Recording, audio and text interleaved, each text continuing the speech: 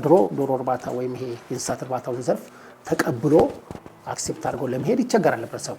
ለምን እርሻን አግሪካልቸር የሚያስበው ገጠር ነው፣ ከተማን የሚያስብ የለም። ባያደርግም እንኳን ምን ይላል ጎን ለጎን ከሽታ ጋር ተያይዞ ከተለያየ ነገር ጋር ተያይዞ ራሱን ከዛ ነገር ኤክስክሉድ ያደርግ ነበር።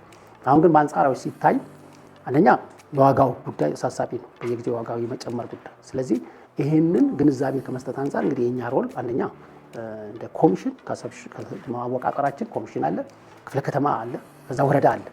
ስለዚህ ይሄ ባለን በራሳችን መዋቅር ባለሙያዎቻችን በተለያየ መንገድ አዌርነሱን ይፈጥራሉ። ኖቶሊ እኛ ብቻ አይደለም፣ ካየነው ከአመራር ጀምሮ ይሄን ለዚህ ነገር ትልቅ ፎከስ ተሰጥቶታል።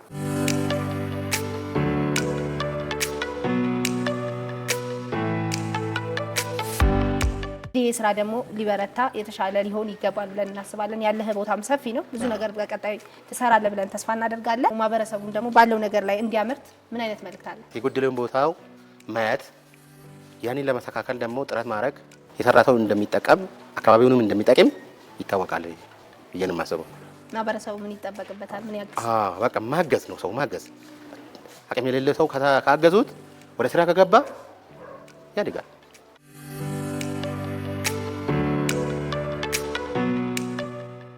አንድ ሰው ቦታ ካለው እስካለው ድረስ በውስን ቦታ ላይ ምን ማርባት ይችላል።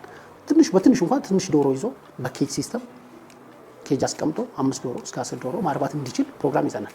ለምሳሌ ሃውስሆልድ ኮንሰምፕሽን በሚለው ማለት ነው።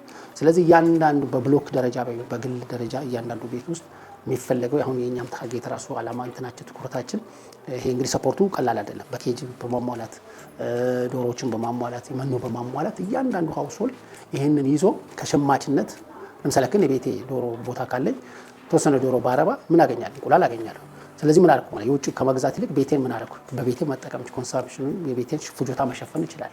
ስለዚህ ይሄ ታርጌቱ እንግዲህ ከአዲስ አበባችን ምንድነው የምንጠብቀው? ሌላው ይሄ ምርት ሸማችነትን ኮምፕሊትሊ ማቆም የምንችልበት ሜካኒዝም ምናልባት ይሄ በሃውስሆልድ ደረጃ ነው። ትልቁ ደግሞ ገበያውን ከማረጋጋት አንጻር እየተከተልን ያለ ነው እንትን አለ በክላስተር ደረጃ ስራዎችን መስራት የሚለው ክላስተር ደረጃ በሰፋፊ የሆኖችን ፋርሞችን በማቋቋም ለተደራጁ ማህበራት በመስጠት ምን ያግዛል? አንደኛ በብዛት ማምረት ይሆናል። እንግዲህ ሁሉም ሰው ስንልሽ ሁሉም ቤት ያለው የአዲስ አበባ ነዋሪ በአብዛኛው በኪራይ ነው የሚኖረው። ሁሉ ቤት ያለው ብለን አንወስድም። ካለው ፖፑሌሽን ምን ያህል ቤት አለው የሚለው ይታወቃል።